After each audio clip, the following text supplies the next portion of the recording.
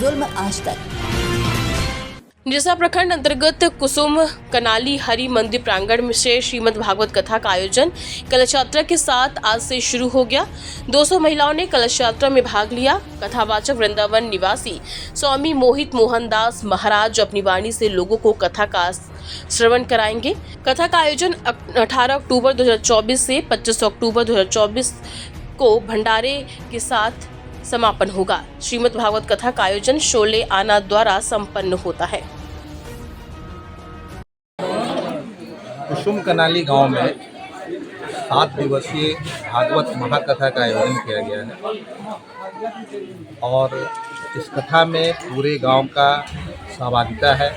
पूरे गांव के लोग बढ़ चढ़ कर इस कथा में भाग ले रहे हैं और कथावाचक जो है स्वामी मोहित मोहन दास जो वृंदावन से आए हैं, इनके द्वारा 7 दिवसीय कथा का श्रवण करवाया जाएगा और उसके बाद इस कथा से लोगों को सत्य के मार्ग पर चलने में, अहिंसा को त्याग करने में, अपने भवसागर से पार करने में, इस कथा का सबसे बड़ा निचोड़ यही है कि लोग अपने जो भवसागर, जिसको हम लोग धार्मिक रूप से कहते हैं, उसको पार करने में लोग मानता है कि 7 दिवसीय कथा श्रवण करने के बाद सब पापों से उनकी मुक्ति हो जाती है। इसलिए आज भवसागर से पार करने के लिए कथा का आयोजन किया गया है।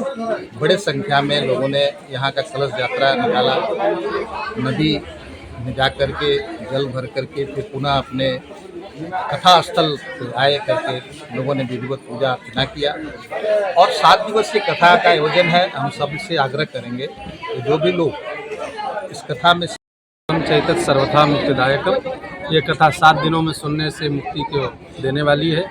प्रथम दिवस आप सभी लोग आज कथा में महात्म की कथा को श्रवण करेंगे। महात्म में बताया जाता है कि कैसे कैसे पापी भी भगवान की कथा सुन करके तर जाते हैं, क्योंकि जब तक किसी के महत्व के बारे में हमें नहीं पता होगा, भैया है हमें पता नहीं कौन है, तो हम इनके महत्व को नहीं समझेंगे। वैसे ही भागवत जी का महत्व है।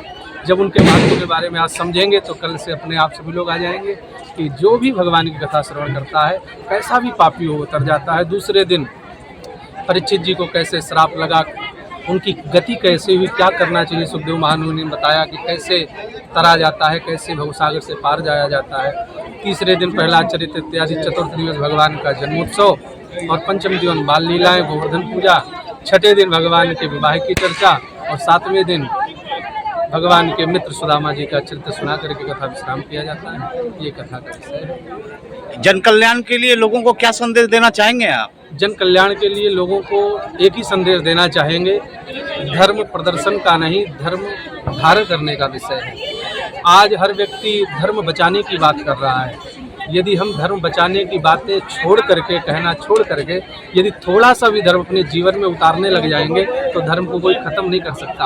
आज से 100 साल पहले, 200 साल पहले किसी ने नहीं कहा होगा धर्म को बचाइए।